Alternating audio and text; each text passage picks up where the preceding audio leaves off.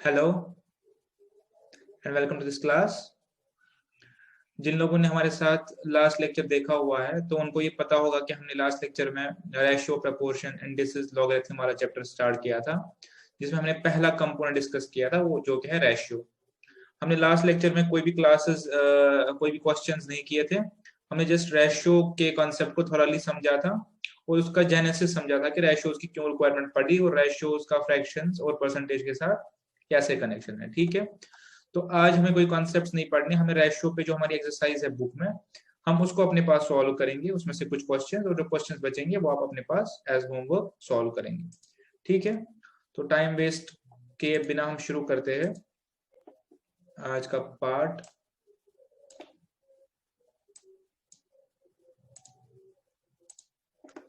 आइए अपने पास शुरू करते हैं आज का पार्ट। तो लास्ट लेक्चर में हमने रेशियोज के बारे में पढ़ा था। आज हम रेशियो पे देखते हैं कि किस टाइप के क्वेश्चंस हमारे पास पूछे जाएंगे। तो जो कंसेप्ट हमने लास्ट लेक्चर में सारे पढ़े हुए, एक कंसेप्ट आता है कंपैरिजन ऑफ रेशियोज। ठीक है, जिसपे नेक्स्ट क्वेश्चन है कंपैरिजन ऑफ रेशियोज। कभी हमें पूछा जाता है कि क्या ये दोनों में से कौन सा रेशियो बड़ा है, ऐसे क्वेश्चन हमारे से कोई पूछे जाते हैं। ठीक है, तो हम कैसे रेशियोज को कंपेयर करेंगे।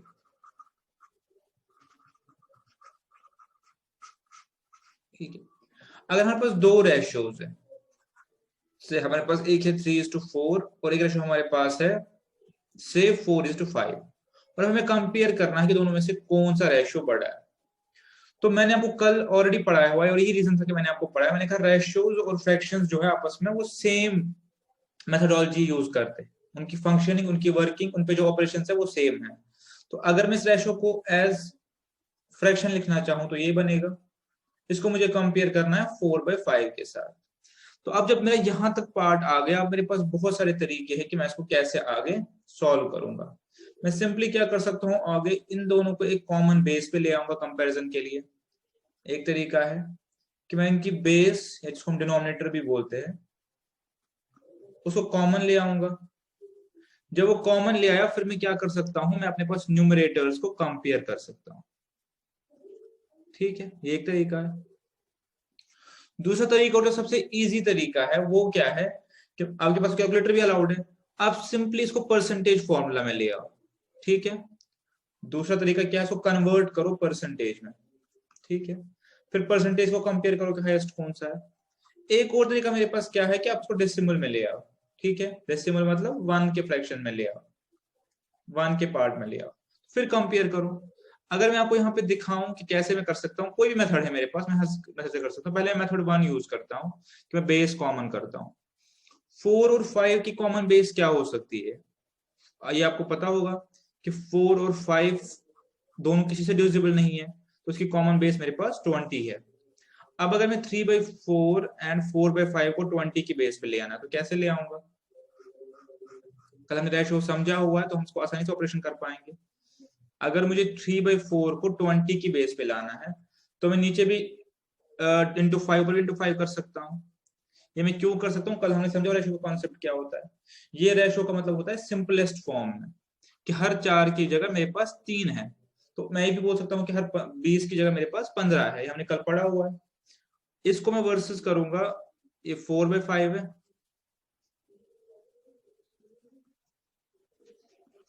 ठीक है,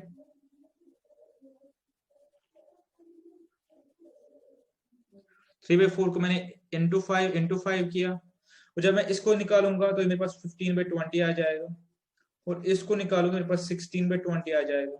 तो मैं कह सकता हूं कि ये रेशियो मेरे पास ग्रेटर रेशियो है। ठीक है, ग्रेटर रेशियो है। ये मेरे पास पहला सिंपल तरीका होगा कि मैं इनकी बेसिस को कॉमन ले लेता हूं, तो मैं अपने पास बोल सकता हूं कौन सा रेशियो कॉमन है। अब अगर मेरे पास ऐसा क्वेश्चन है 1/2 और से 5/2, तो यहाँ तो आपके लिए कोई ज्यादा दिक्कत की बात नहीं है, बिकॉज आप इजिली खाली न्यूमरेटर्स को कंपेयर कर सकते हैं, डिनोमिनेटर्स को कंपेयर करने की जरूरत है नहीं। ठीक है, अब दूसरा मेथड में कहा था कि हम उसको परसेंटेज में कन्वर्ट करते हैं, उस तरीके से देखते हैं। 3/4 मेरे पास 75% हो गया, ठीक है, इंटू 100 करके, और ये मेरे पास कितना हो गया, 80% हो गया। तो अब भी मैं बोल सकता हूँ कि ये मेरे पास ग्रेटर है। अब अगर डेसिमल फॉर्म देखें तो ये 0.75 हो गया और ये 0.8 हो गया, ये मेरे पास उस हिसाब से भी ग्रेटर है। तो आप जो भी मेथोडोलॉजी यूज करो, आप क्या निकाल पाओगे कि ग्रेट रेशियो दोनों में से बड़ा रेशियो कौन है, छोटा रेशियो दोनों में से कौन है। इसीलिए मैंने आपको कल जो रेशियो की थी सारी फॉर्म्स पढ़ाई हुई थी, फ्रैक्शन वाली फॉर्म भी, परसेंटेज वाली फॉर्म भी, डेसिमल वाली फॉर्म भी। अब आप जैसे मर्जी इसको ऑपरेशन करो, आप किसी भी ऑपरेशन के जरिए आप उसी सोल्यूशन तक पहुंचने चाहिए, बिकॉज ये सारी इसी की डिफरेंट डिफरेंट फॉर्म्स है।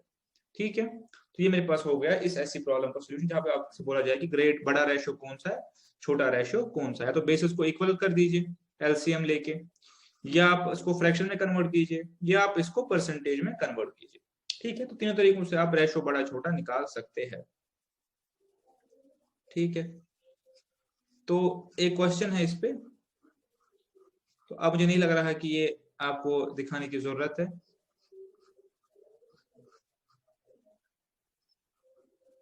ये है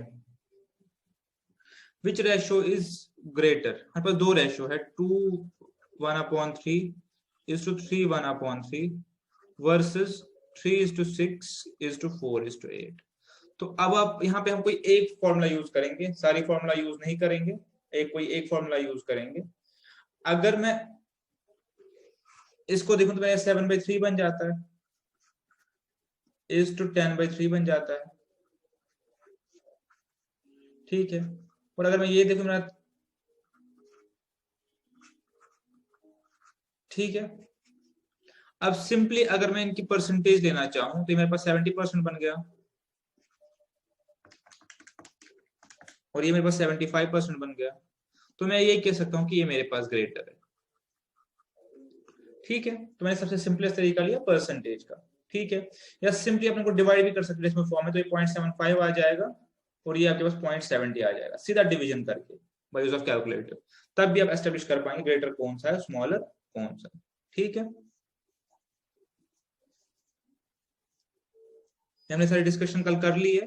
तो अगर किसी स्टूडेंट ने पहला लेक्चर नहीं देखा है तो वो हमारा रेशियो क्लास का फर्स्ट चैप्टर देख ले, बिकॉज ये हमने डिस्कशन सारा कर रखा है, आज हम जस्ट क्वेश्चंस कर रहे हैं इस चीज। ठीक है,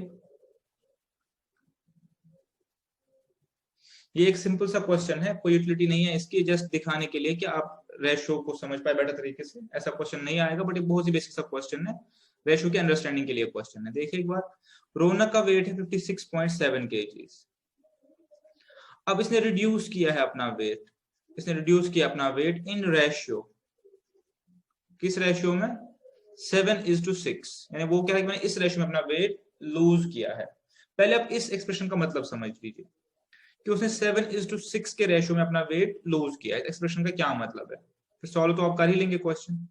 इस एक्सप्रेशन का क्या मतलब है, इस एक्सप्रेशन का मतलब है, कल हमने कहा है कि रेशियो हमारा क्या होता है, किसी भी कंपैरिजन को सिंपलेस्ट फॉर्म में डिनोट करने का तरीका होता है। इस एक्सप्रेशन का मतलब हमारे पास ये होता है कि अगर मैं उसका न्यू वेट, ठीक है, और ओल्ड वेट का कंपैरिजन लूं तो मेरे पास 7:6 आएगा। यानी अगर उसका पुराना वेट 70 था तो नया वेट उसने 60 किया है, अगर 140 था प्रिज्यूमिंगली तो उसने नया 120 किया है, अगर उसका पुराना वेट प्रिज्यूमिंगली 280 था तो उसने 240 किया हुआ है, उसका 7 किलो था उसने 6 किलो किया, 14 किलो था तो 12 किलो किया है, 35 kg था तो 30 किलो किया है। ये इस एक्सप्रेशन का मतलब है कि उसने जो वेट अपना रिड्यूस किया है वो क्या है, इन द रेशियो 7:8। मींस अगर मैं old weight divided by new weight करूं तो मेरे पास वो 7/6 आ जाएगा। ठीक है, ये इसका मतलब है। तो बहुत सिंपली आप इसको आप सॉल्व कर सकते हैं। 56.7 kg, ये मेरे पास 7 है, और जो न्यू वेट है मेरे पास 6 होगा। ठीक है, मेरे पास आ गया 48.6। ठीक है, ये सिंपल सा तरीका है। एक आप ये भी कर सकते हो, मैंने बोला आप ऐसे भी कर सकते हैं इसको।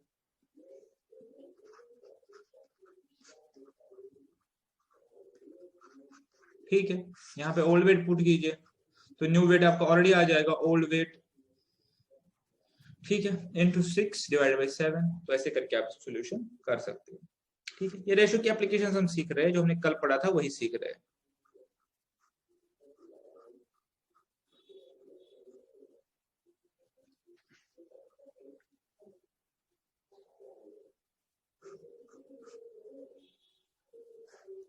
एक क्वेश्चन ये देख लीजिए, सिंप्लीफाई द रेशियो 1:3, 1:8, 1:6।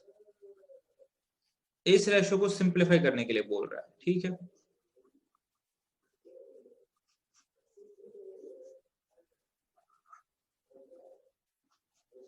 आपको पता है अगर मुझे इन रेशियोज को किसी भी तरीके से सिंप्लीफाई करना होगा तो मुझे सबसे पहले इनको एक कॉमन बेस पे लाना होगा। हमने रेशियोज में ऑलरेडी पढ़ा हुआ है कि रेशियो को हम सिंपलेस्ट टर्म्स में एक्सप्रेस करते हैं। तो क्या करेंगे, इसको जो मैंने पहले पार्ट में आपको बताया, जब मैंने कंपैरिजन वाला सिखाया, हम इनका एलसीएम लेने की कोशिश करेंगे, लीस्ट कॉमन मल्टीपल, ठीक है, और वो हम सब डिनोमिनेटर बनाएंगे। तो अगर मैं सबसे पहले जो सबसे छोटा प्राइम नंबर है 2 से करना चाहूं, बेसिक ऑपरेशन आप लोगों ने पढ़े होंगे, ठीक है।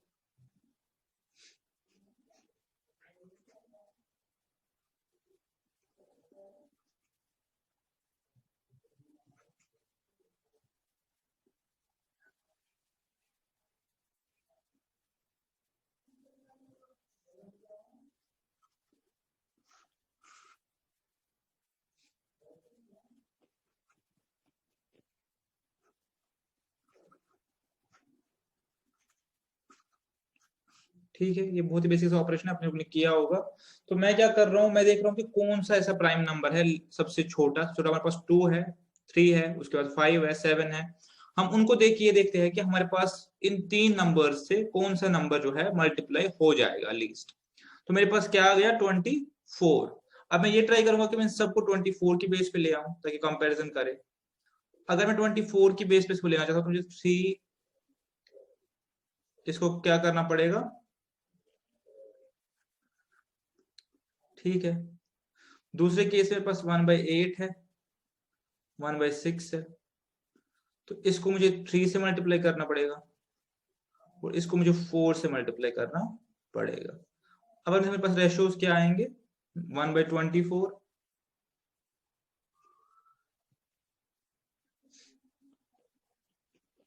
8/24, 3/24 और 4/24, ठीक है। अब ये तीनों एक ही बेस पे आ गए जो कि 24 है, तो अब इन रेशियोज को मैं सिंपली एक्सप्रेस कर सकता हूँ 8:3:4, ठीक है।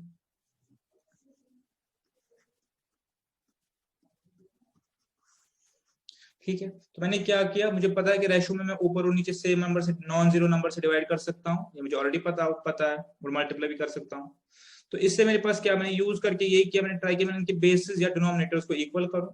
जब बेस या डिनोमिनेटर्स इक्वल हो गए तो मेरे पास रेशियो निकालना इजी हो गया, बिकॉज अब ये कॉमन बेस पे आ गए, तो अब ये रेशियो मेरे पास ये आ गया, ठीक है।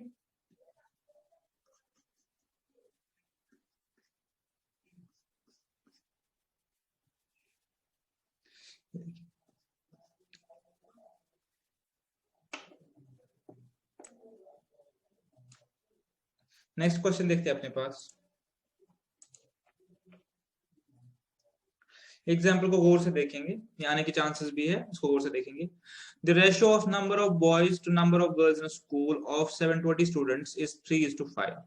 क्या बोल रहा है मेरे पास कि एक स्कूल में मेरे पास 720 स्टूडेंट्स है और ratio of boys and girls is 3:5, यानी हर 3 के मुकाबले में, 3 लड़कों के मुकाबले में 5 लड़कियां है, ठीक है। मैं इसको एक बॉक्स में डालना चाहता हूं ताकि थोड़ा सा,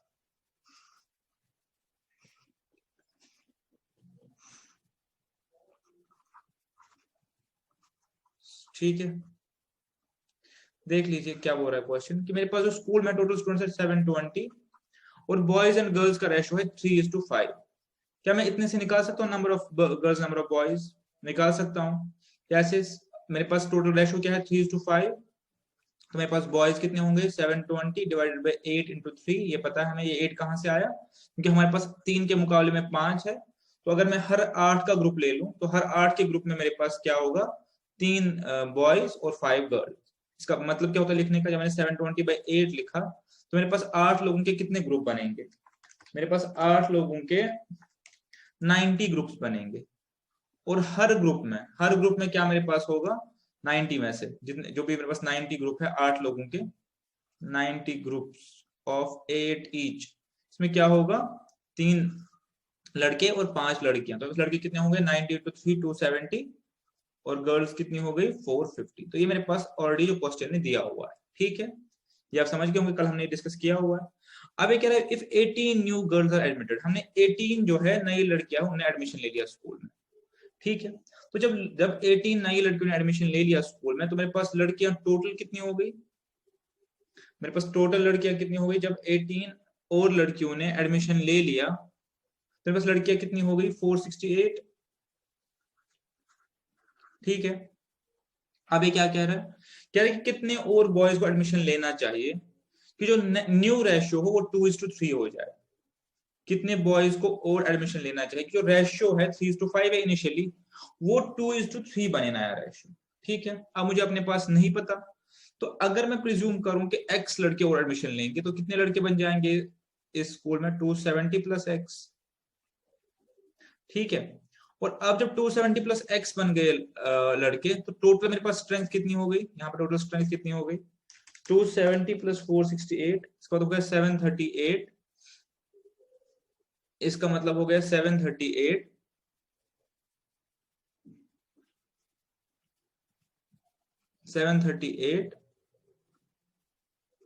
ठीक है, प्लस x, तो ये मेरे पास हो गया। अब ये क्या क्या है कि जो रेशियो होना चाहिए नया वो 2:3 होना चाहिए।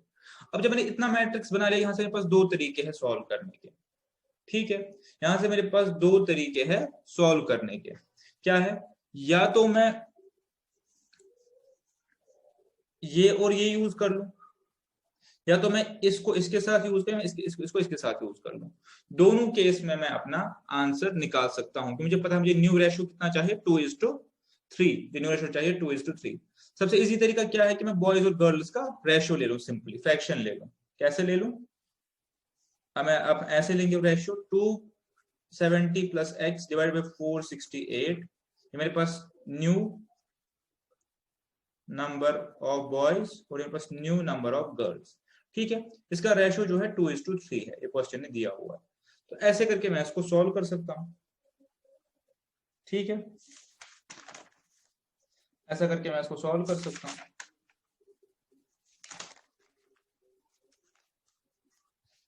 ठीक है। तो अब इसको आपको सॉल्व करना आता होगा, हमने बार बार किया हुआ है। इसको मल्टीप्लाई कर ली दोनों के साथ, 810 plus 3x is equal 468 into 2 हो गया 936,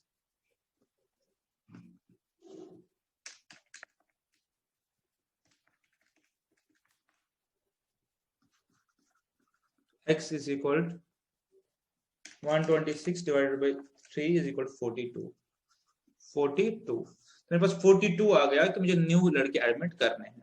अब जब भी आप कोई क्वेश्चन दे तो एक बार इसमें ट्राई करके देख लीजिए कि जो हमें डिमांड है क्या वो पूरी हो रही है क्वेश्चन की कि नहीं। अगर मैं न्यू लड़के एडमिट करूं 242, तो मेरे पास लड़के कितने हो गए 270 प्लस 242 312, मेरे पास लड़कियां कितनी है 468, मेरे पास टोटल कितना हो गया 780, ठीक है। और अब अगर मैं इन दोनों का रेशियो लेना चाहूं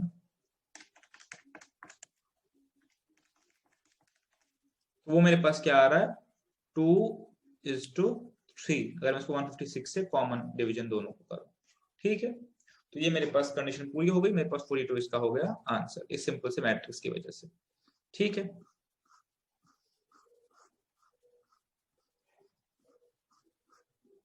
कंटिन्यू रेशियो हमने कल पढ़ा हुआ था। क्वेश्चन नंबर 1, एग्जाम्पल नंबर 1 देखेंगे, एग्जाम्पल नंबर 1 देखेंगे अपने पास। और ऑलरेडी हमने कल इस एग्जाम्पल नंबर 1 जो है इस पे ऑलरेडी हमने कल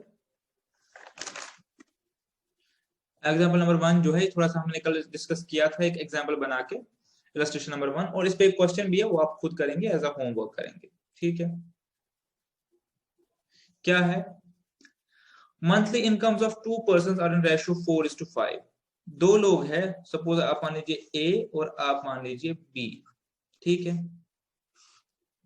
इनकी जो इनकम है, हमें नहीं पता इनकी इनकम कितनी है, इनकी इनकम जो है वो उनका उसका रेशियो क्या है 4:5, यानी अगर ये 4 रुपए कमा रहा है ये 5 रुपए कमा रहा है, पता नहीं कितने कमा रहा है, रेशियो हमारे पास 4:5 है, ठीक है। तो हो सकता है कि एक 4,000 कमा रहा हो, एक 5,000 कमा रहा हो, एक 40,000 कमा रहा हूँ, 50,000 कमा रहा हूँ, एक 4 लाख कमा रहा हूँ, दूसरा 5 लाख कमा रहा हूँ, तो सारे केसेस में क्या है, रेशियो 4:5 ही आएगा, ठीक है। और उनके जो एक्सपेंडिचर है, उनके जो एक्सपेंडिचर उसका रेशियो है 7:9, ठीक है, ये रेशियो है। और जो सेविंग है दोनों की, जो सेविंग है दोनों की, वो है 50 पर मंथ, 50 रुपए, ये एब्सोल्यूट टर्म है, 50 रुपए पर मंथ। हमें ये बोलना है कि इनकी इनकम्स कितनी है, इनकम्स ही नहीं, हम इनका एक्सपेंडिचर भी निकाल सकते हैं, फिर एक बार हमें इनकम पता लग जाए, ठीक है। तो हमें देखना है कि हम इस क्वेश्चन को कैसे अप्रोच करेंगे, हम इस क्वेश्चन को कैसे अप्रोच करेंगे, ठीक है, ठीक है। अब इस क्वेश्चन को दो तरीके अप्रोच करने के हैं, दो मेथड से। एक, आप इसको लीनियर इक्वेशन बना सकते हो इन 2 वेरिएबल्स, ठीक है, ये एक तरीका है। दूसरा तरीका क्या है, आप इसको लीनियर इक्वेशन इन 1 वेरिएबल भी बना सकते हो, ठीक है। अब मैं आपके साथ दोनों डिस्कस करूंगा, फिर जो आपको पास कंफर्टेबल लगे आप उसको एग्जाम में यूज कर लीजिए, मैं दोनों डिस्कस कर लूंगा। पहला जो डिस्कस कर रहा हूं, मैं कर रहा हूं ये वाला। कैसे करेंगे इस क्वेश्चन को,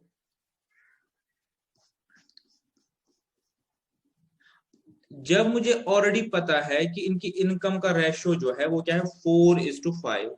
इसका मतलब इनकम जो भी हो, इनकी इनकम जो भी हो, उसका अल्टीमेट रेशियो 4:5 होगा। मैंने आपको क्यों पहले ही बोला, मैंने कहा था 400 500 हो तब भी 4:5 है, 4-5 हो तब भी 4:5 है, 40-50 हो तब भी 4:5 है, मैं इसको 4 लाख 5 लाख लिख लूं तब भी रेशियो 4:5 है। यानी 4:5 को अगर मैं किसी भी नंबर से मल्टीप्लाई करूं तो मेरे पास रेशियो 4:5 ही रहेगा। तो अब मुझे नहीं पता इनकी इनकम कितनी है, तो मैं प्रिज्यूम करूंगा कि इसकी इनकम है 4x, इसकी इनकम है 5x, बिकॉज रेशियो मेरा 4:5 है। अब मैंने x क्यों साथ लिखा, x से मैं ये इंप्लाई कर रहा हूं कि मुझे नहीं पता कितनी गुना है ये, चाहे 400 है, 4,000 है, 40,000 है, मुझे वो नहीं पता, मुझे जस्ट इतना पता है कि 4:5 के रेशियो में है। सिमिलरली मैं एक्सपेंचर के केस में भी कर सकता हूँ, ठीक है, हो गया। तो जब मेरे पास ये पार्ट हो गया तो इसके बाद तो क्वेश्चन कुछ बचा नहीं। अगर मैं ए का देखूं, in case of A, income minus expenditure is equal to saving, equation 1 बन गई। इन केस ऑफ बी अगर मैं देखूं, 5x minus 9y is equal to 50, equation 2 हो गई। अब मैं इन दो इक्वेशंस को सॉल्व करके आंसर निकाल सकता हूं, ये पहला तरीका है। अब इक्वेशन कैसे सॉल्व होती है आप पूछ सकते हो, तो ये शायद मैंने आपको नहीं बोला है अभी तक, तो मैं आप मेरे साथ नोट करेंगे कि जब मेरे पास लीनियर इक्वेशन 2 वेरिएबल होती है तो उसमें मुझे क्या करना पड़ता है, इधर x या y के साथ जो है मल्टीप्लाई में कांस्टेंट, इसको इक्वल करना पड़ता है। इसको इक्वल क्यों करना पड़ता है, इसमें ऑल्दो एक तरीका होता है सब्स्टिट्यूशन मेथड, यानी किसी इक्वेशन से आप x की वैल्यू निकालो फिर y में पुट करो, वो कॉम्प्लिकेट हो जाता है। उससे सिंपल तरीका क्या है कि आप जो दो इक्वेशंस है, इसमें अगर सपोज मैं निकालना चाहता हूं y की वैल्यू, तो मैं x को इक्वल करूंगा, x के वैल्यू निकालनी तो y को इक्वल करूंगा। इक्वल करने से क्या होता है कि अगर मैं दो इक्वेशंस को सबट्रैक्ट या ऐड करूं तो मेरे पास वो वाला पार्ट कैंसिल हो जाएगा। यहां समझिए मेरे साथ कैसे करेंगे इसको। मैं इसको अगर पहली इक्वेशन को 5 से मल्टीप्लाई करूं, ठीक है, इस पूरी इक्वेशन को 5 से मल्टीप्लाई करूं,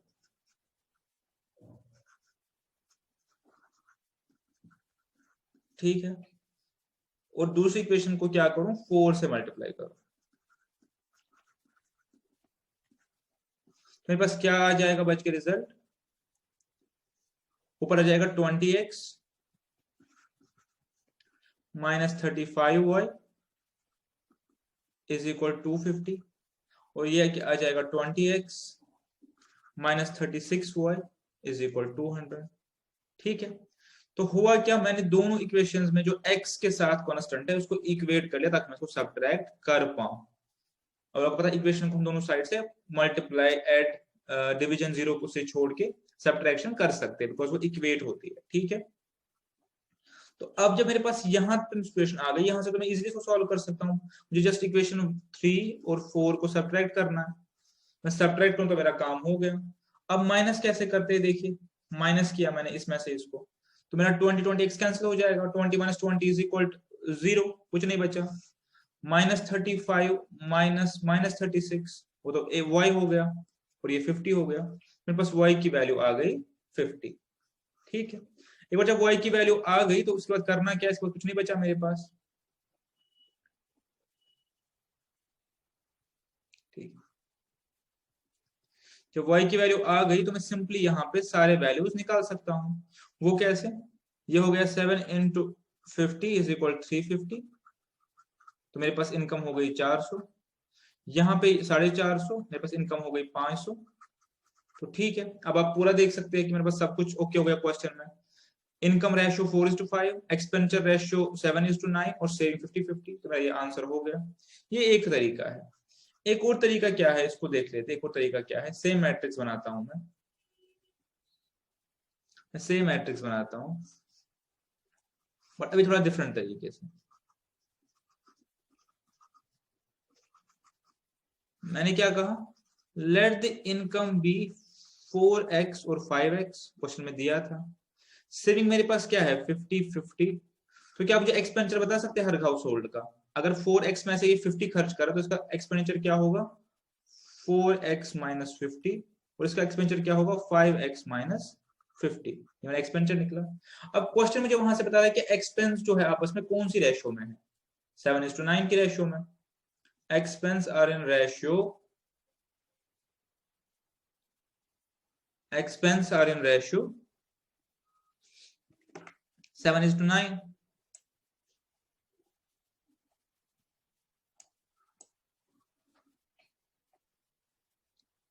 7:9 की रेशियो में, तो मैं सिंपली क्या करूंगा, expenditure of A divided by expenditure of B is equal to 7:9। अब इनको आप सॉल्व कर लीजिए। तरीका फिर से वही है, तरीका फिर से वही है कि अगर ये इसमें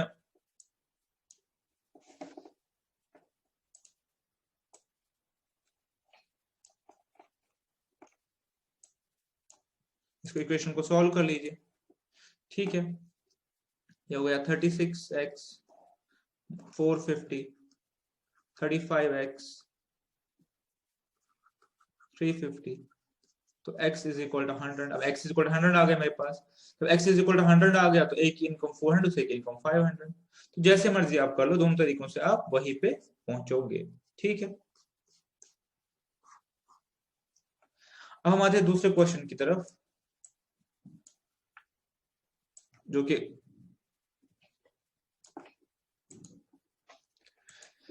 क्वेश्चन एग्जांपल दूसरी क्या है कि ratio of price of to houses was 16 and 23। दो हाउसेस हमारे पास, हाउस ए हाउस बी ले लीजिए। इनका जो प्राइसेस का रेशियो है 16 एंड 23 है। ये रेशियो है, ये प्राइसेस नहीं है, रेशियो ऑफ प्राइसेस है। ठीक है, जब रेशियो तो 16x और 23x लिख सकता हूँ सीधे। ठीक है, मुझे पता ही नहीं है कि 16 लाख 23 लाख 16 करोड़ 23 करोड़ 16,000 23,000 160 230 कुछ भी हो सकता है। 2 years लेटर क्या होता है कि price of first has increase by 10%। इसमें 10% इंक्रीज हुआ है, 10% इंक्रीज, और इसमें 477 रुपीज इंक्रीज हुआ है। और जो रेशियो है हमारे पास वो है 11:20। ठीक है, पहले देखिए प्राइस, न्यू प्राइस क्या बना हमारे पास, ये ओल्ड प्राइस है, ये इंक्रीमेंट है। तो मेरे पास न्यू प्राइस क्या बनेगा, इसका न्यू प्राइस बनेगा 23x प्लस 477। अब इसका न्यू प्राइस क्या बनेगा, अगर 16 में 10% जोड़ना हो तो कितना होगा 16x प्लस 1.6x। 10% हम निकाल ही सकते हैं, यहाँ पे दिखा देता हूँ कैसे किया। 16 into 10 divided by 100 is equal to 1.6x, और ऑलरेडी मेरे पास 16x था, तो मेरे पास ये क्या बन के आ गया 17.6x, और ये मेरे पास बन गया 23x प्लस 477। ये न्यू प्राइसेस हो गए। अब ये क्या बोल रहा है कि न्यू प्राइसेस किस रेशियो में है 11:20। तो मैं लिख सकता हूँ 17.6x divide by 23x plus 477 is equal to 11/20। Equation बन गई, और यहां से मैं आपसे एक्सपेक्ट कर सकता हूँ कि इक्वेशन को सॉल्व कर लोगे, जैसे हमने लास्ट इक्वेशन में सॉल्व कर लिया था। ठीक है,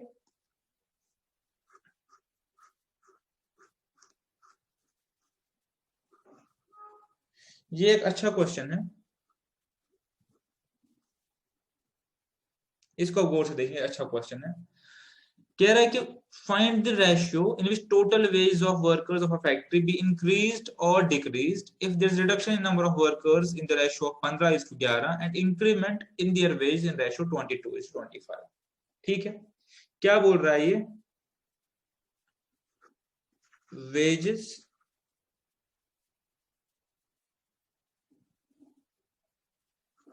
एंड वर्कर्स, ठीक है। ओल्ड न्यू, क्वेश्चन को समझने की बात है, उसके बाद हम बाकी कैलकुलेशंस पार्ट तो कर ही सकते हैं, इतना तो हमें आता है। पहले क्वेश्चन को समझ लीजिए।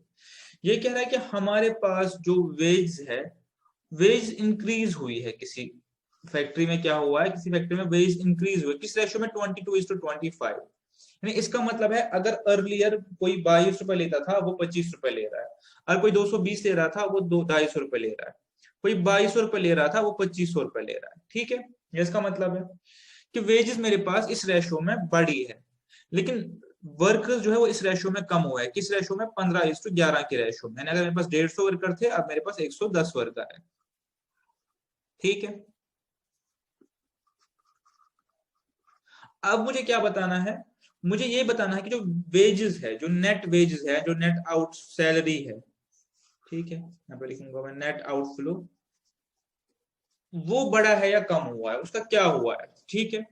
अब इस क्वेश्चन में एक बहुत ही सिंपल सा तरीका है कि मेरे पास जो वेजेस है मुझे नहीं पता, मेरे पास वर्कर्स भी नहीं पता। मैं सिंपली क्या करूंगा, सिंपलिसिटी के लिए मैं वेज, जो ये ओल्ड वेज है, ओल्ड वेज को मैं ले सकता हूं अपने पास 220, और न्यू वेज मेरी क्या हो जाएगी 250। इनफैक्ट मैं 22 और 25 भी ले सकता हूँ, सिंपलिसिटी के लिए ये है, जैसे फिगर्स थोड़ी सी हमारे राउंड में आ जाए। 220 और 250, इसकी जगह मैं 22y और 25y से भी कर सकता हूँ। y से नहीं किया मैंने, आपको इससे एक सिंपल तरीका बताया कि प्रिज्यूम करो कि ओल्ड वेजेस थी 220, अब न्यू वेज हो गई 250, बिकॉज ये हमारे इस रेशो में बढ़ा है। सिमिलरली अगर मेरे पास 150 वर्कर पहले था, अब मेरे पास कितना वर्कर बचा है, 110 वर्कर ही बचा है, ठीक है। आप समझ गए ये चीज। तो मैं इसको 22-25 भी कर सकता हूँ, 150 110 भी कर सकता हूँ। मुझे इम्पैक्ट क्या निकालना है, वेज पे क्या इम्पैक्ट आया है। पहले केस में आप वेजेस कैलकुलेट कीजिए कि फैक्ट्री को कितना सैलरी देनी पड़ती थी, 33,000। दूसरे केस में 27,500। तो अगर आप गौर से देखिए, वेजेस सबसे पहले क्वेश्चन बता है कि इंक्रीज है डिक्रीज है, तो हम कह सकते हैं कि वेजेस डिक्रीज हुई है। फैक्ट्री की जो वेज आउटफ्लो है डिक्रीज हुआ है। अब कौन सी रेशियो में डिक्रीज हुआ है, तो ओल्ड वेजेस क्या है मेरे पास 33,000, न्यू वेज क्या है मेरे पास 27,500, ठीक है। अब इसको आप सिंप्लीफाई कर लीजिए अपने पास।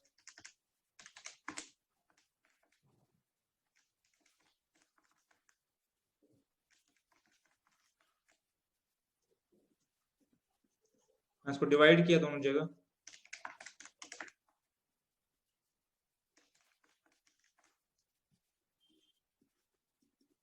ठीक है, इसको सिंप्लीफाई कर रहा हूं इसको। तो अगर मैं देखूं तो मेरे पास जो न्यू वेज है वो किस रेशो में है, वो है 1:5 की, वो 6:5 की रेशो में। अगर मैं पहले 6 रुपए देता, मुझे 5 रुपए देना पड़ता है। सिमिलरली मैं इसको 22y और 25y और इसको 15x और 150x, सॉरी 11x करके भी कर सकता हूँ। ऐसे मुझे ओल्ड वेज और न्यू वेज आ जाएगा, ठीक है। मैंने फिगर्स लिए ताकि आप उसको इजीली कर पाओ, ठीक है। तो अब हम आते हैं जो क्वेश्चंस है उनकी तरफ।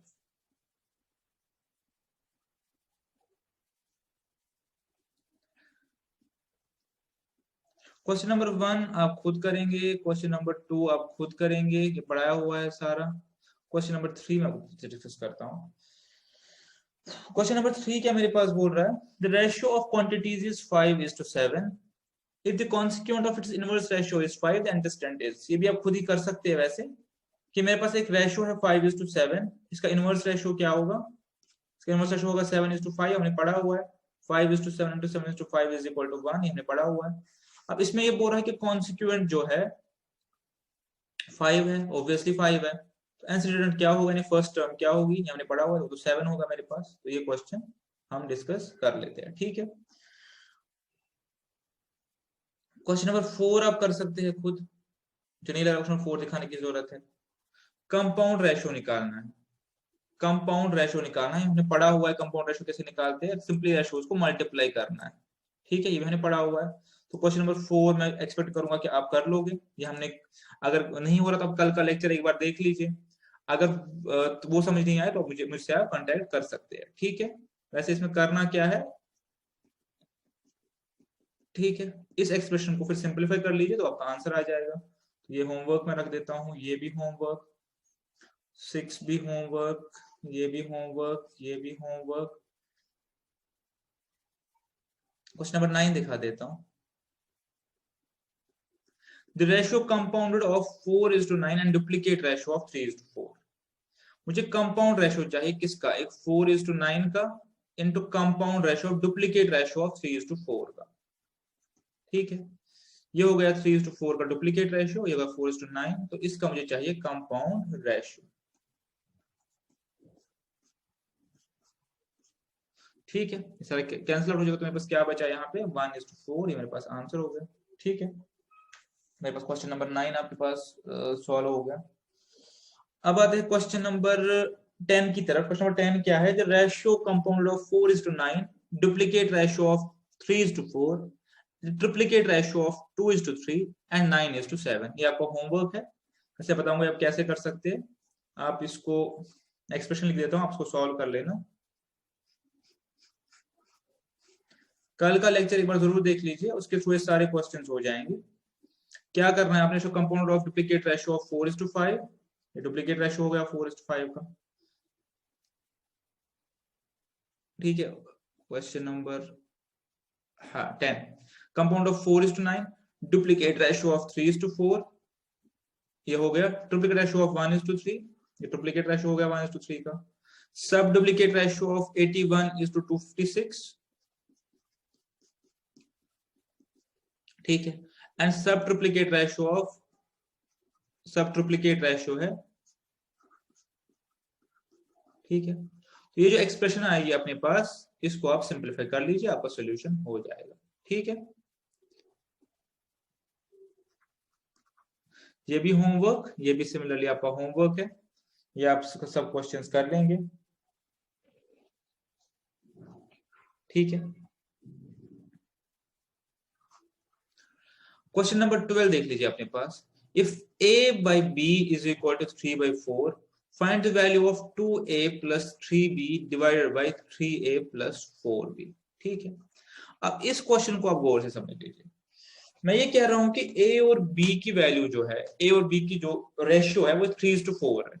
ठीक है, अब आपको इस पूरे टर्म की वैल्यू निकालनी है। अब यहाँ पे देखिए, अगर आप इसको पूरा मेथड से पूरा मेथड फॉलो करेंगे, तो आप क्या प्रिज्यूम करेंगे, let a is equal to 3x, let b is equal to 4b। ठीक है, और उसके बाद ये वैल्यूज यहाँ पे पुट करेंगे, फिर आपका रेशियो आ जाएगा। लेकिन मैं आपसे कह रहा हूं कि वो करके भी आंसर वही निकलेगा कि अगर मैं कह रहा हूं कि a is to b is equal to 3:4, क्या मैं सिंपली नहीं प्रिज्यूम कर सकता a is equal to 3, b is equal to 4?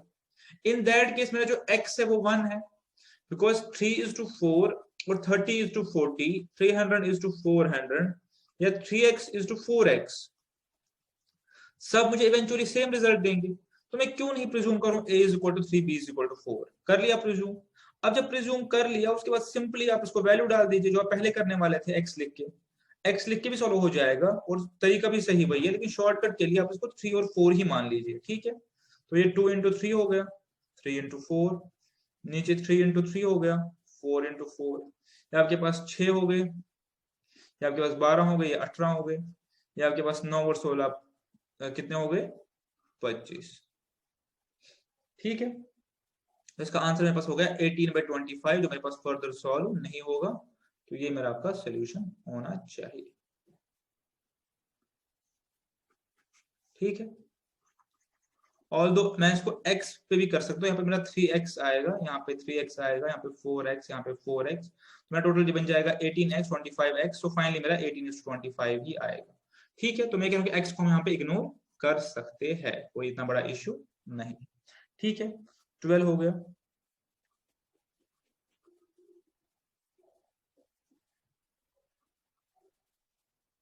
Question number 13 देख लीजिए, ये आप खुद कर सकते हैं, आपके होमवर्क में ही जाएगा। मैं बस आपको यहाँ पे थोड़ा सा बताता हूँ कैसे करेंगे approach.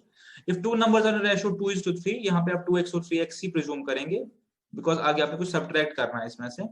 If 4 be subtracted from each, इसमें 4 माइनस कर लीजिए। ठीक है, तो न्यू रेशियो मेरा क्या बन जाएगा, 3:5। इस इक्वेशन को सॉल्व कर लीजिए तो आपका सोल्यूशन आ जाएगा।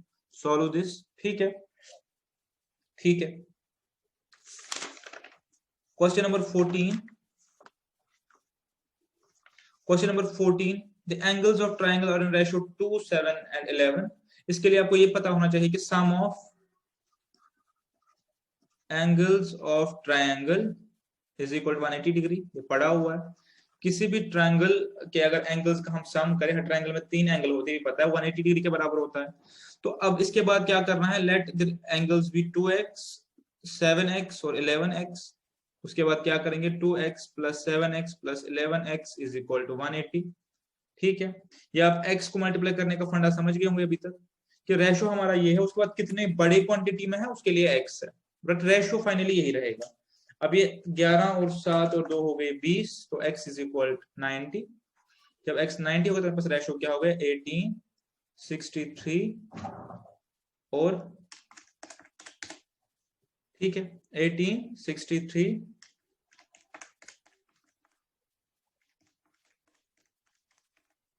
ठीक है 63 और ये मेरे पास हो गया 99। ठीक है ठीक है, x इज इक्वल टू 9। ठीक है, तो ये मेरे पास का सोल्यूशन है, भी आप एज अ होमवर्क कर लीजिए। 15 भी आप एज होमवर्क कर सकते हैं। 16 मेरे पास डिस्कस करूंगा, क्वेश्चन नंबर 16।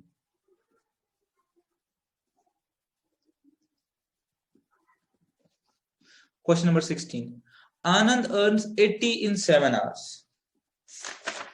आनंद अर्न्स 80 इन 7 आवर्स। ठीक है, आनंद जो है वो 80 कमाता है इनकम, और आवर्स कितने हैं 7। एंड प्रमोद कमाता है 90 लेकिन 12 घंटों में। अब मुझे रेशियो ऑफ अर्निंग्स चाहिए। ठीक है, अब यहां पे भी क्वेश्चन में कुछ खास नहीं है, लेकिन आपकी एक बेसिक अंडरस्टैंडिंग काम आई, हमने पहले डिस्कस किया था। क्या अंडरस्टैंडिंग हमने पहले किया था, हमने ये कहा था, हमने आपसे ये कहा था इनिशियली कि रेशो हमेशा सिमिलर क्वांटिटीज का निकालते हैं। ठीक है, मैं इसको यहाँ पे लिखता हूँ कि बेटर तरीके से समझ पाए इसको। एक मिस्टर ए है जो कमाता है 80 इनकम और आर 7, और बी कमाता है 90 12 घंटे। अब अगर मैं इसको इग्नोर करूं और मैं 80 और 90 का रेशो, तो मेरे पास रेशो आएगा 8:9।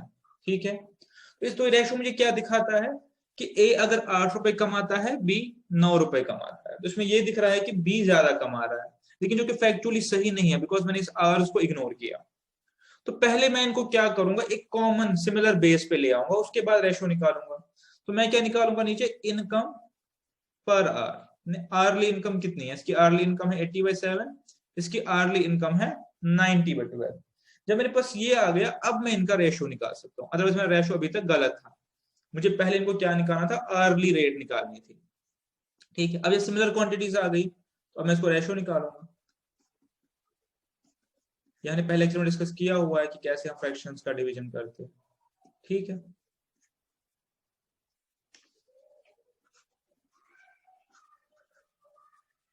तो ये मेरे पास इसका आ गया आंसर 32 और ये आ गया 21।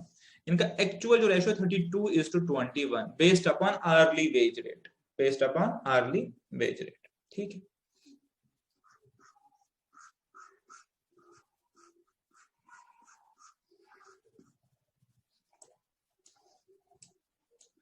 अब हम नेक्स्ट क्वेश्चन की तरफ आते हैं। क्वेश्चन नंबर 17 आप खुद करेंगे,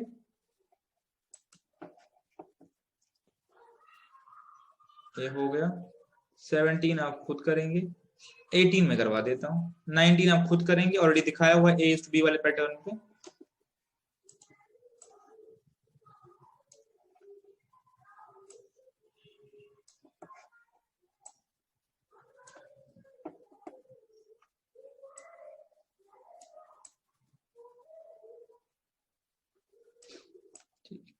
क्वेश्चन नंबर 18 दिखा देता हूँ।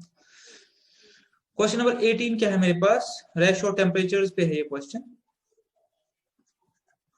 हाँ देख लीजिए क्वेश्चन क्या है मेरे पास। क्वेश्चन है कि P एंड Q जो है, P एंड Q का रेशियो मेरे पास क्या है टेम्परेचर्स का, 11 और 12। ठीक है, 11:12, x इनके साथ है, उसको आप इग्नोर कीजिए। जबकि P एंड R का रेशियो मेरे पास, P एंड R का रेशियो मेरे पास है 9:8, P एंड R का रेशियो। ठीक है, ये क्वेश्चन है। सबसे पहले मुझे क्या चाहिए कि मैं इसको कॉमन बेस पे कन्वर्ट करूं। ठीक है, कॉमन बेस पे कन्वर्ट करने के लिए क्या मुझे करना पड़ेगा, 11 और 99 का जो है एलसीएम लेना पड़ेगा। तो इसको अगर मैं एलसीएम तो 99 आ गया यहाँ पे 99। अगर ये 99 आ गया तो ये 12 कितने के बराबर आ जाएगा, ये हो गया 108। और अगर ये 99 हो गया तो 80 से बराबर आ जाएगा 88। ठीक है, तो अब मेरे पास इसको मैं एज अ कंटिन्यूड रेशियो लिख सकता हूं। ठीक है, कि P अगर 99 है तो Q 108 है और R मेरे पास 88 है। अब मैं इसको ऐसे लिख सकता हूं। अब जिस मर्जी का रेशियो मांग ले हम वो निकाल सकते हैं। क्या बोल रहा है क्वेश्चन में, ratio of Q and R, Q और R के बीच में, यानी इन दोनों के बीच में, Q और R। ठीक है, 108 और 88, 108 और 88।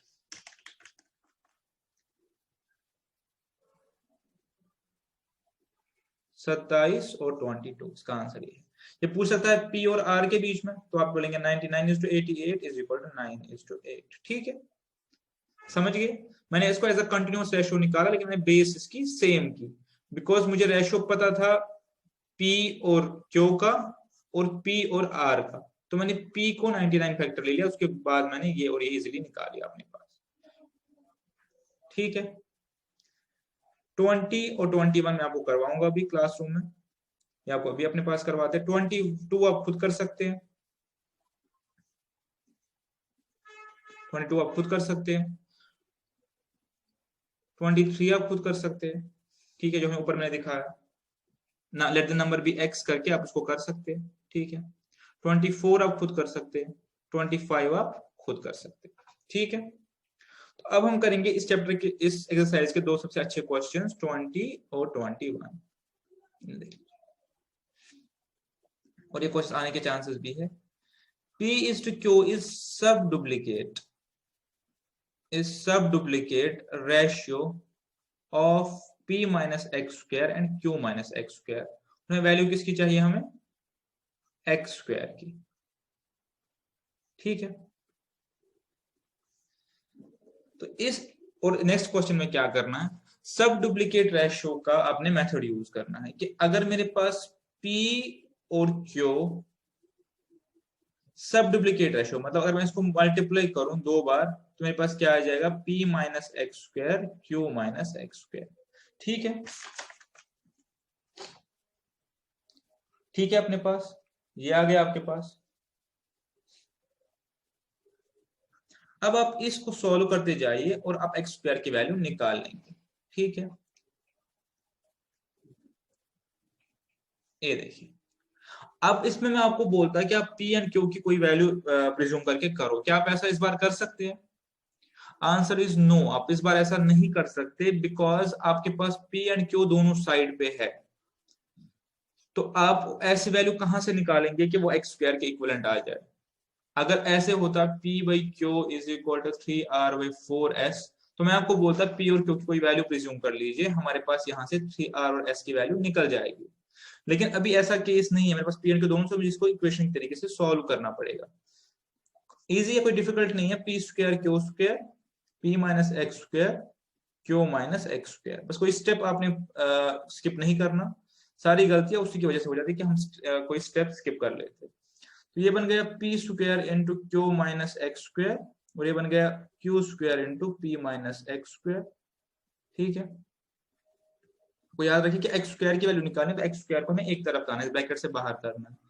P square Q minus P square x square, P Q square minus Q square x square. तो हमारा पर्पस क्या था, ये एक्स स्क्वायर निकालना, इस पे आप नजर रखेंगे। तो हम क्या करेंगे, P square Q minus P Q square. ठीक है, और यहां से P square x square minus Q square x square. ठीक है, सिंपल इक्वेशन हम सॉल्व कर रहे हैं। P Q आपके पास कॉमन आ जाएगा, यहां से अंदर बचा P और यहां बचा Q। ठीक है, यहाँ से आप एक्स स्क्वायर वैल्यू निकालनी है, एक्स स्क्वायर निकाल लीजिए, तो क्या बचा, P square minus Q square.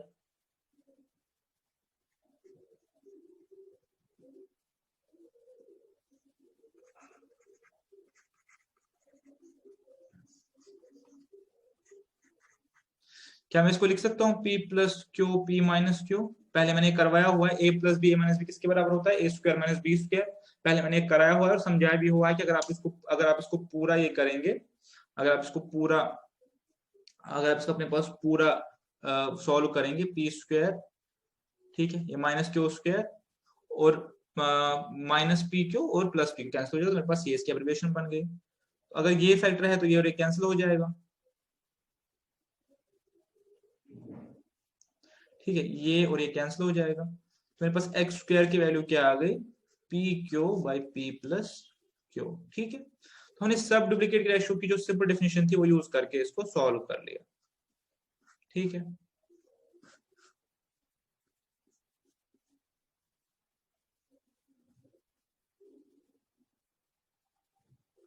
ये मेरे पास मैंने दिखा दिया, इसको आप चेक करेंगे, ये सॉल्व हो गया मेरे पास, ठीक है।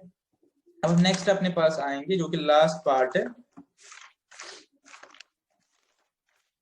लास्ट पार्ट है। हेलो, लास्ट वीडियो थोड़ा कट हो गया था, तो एक्सरसाइज 1 में से एक क्वेश्चन बचा था, एक लास्ट क्वेश्चन बचा था, तो वो यहाँ पे सॉल्व करते हैं फटाफट। एक क्वेश्चन रह गया था जो कि मेरा जो लास्ट क्वेश्चन था मेरा इस एक्सरसाइज में, बाकी सारे आपने होमवर्क करने हैं। तो वीडियो कट हो गया तो मैं इसको सेपरेटली रिकॉर्ड कर रहा हूँ, आप इसको पुरानी वीडियो की कंटिन्यूशन में देख लीजिएगा। तो क्वेश्चन मेरे पास 21 तो मैंने कर लिया था, ये 21 था मेरे पास, ये था 2s/3t जो है इट इज डुप्लीकेट रेशियो, इसका डुप्लीकेट रेशियो है।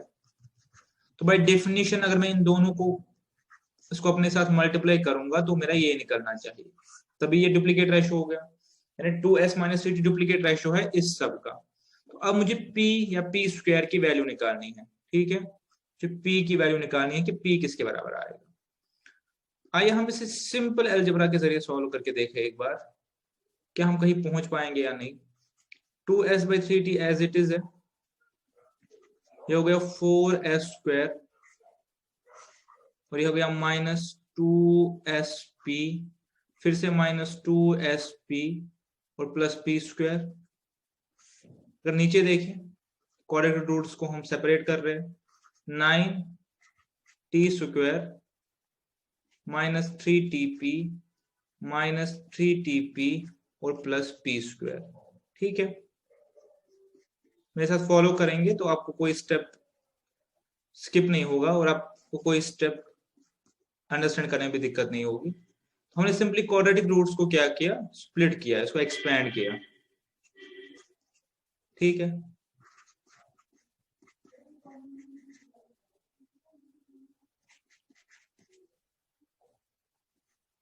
ठीक है, यहां तक हम आ गए।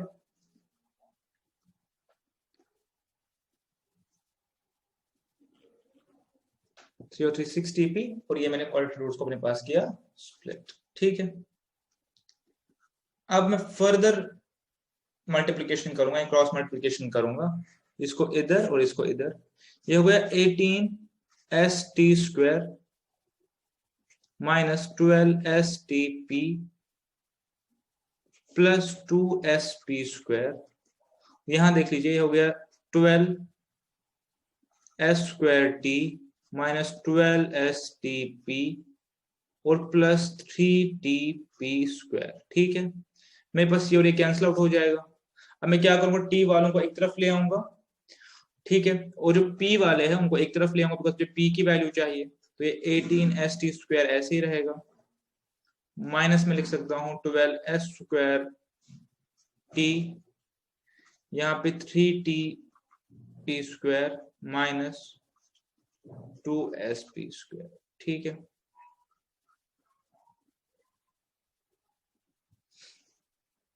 अब यहाँ पे मैं क्या, जो p की वैल्यू निकालनी है तो मैं यहाँ से p² कॉमन निकाल सकता हूँ, मेरा हो गया 3t -2s, ठीक है।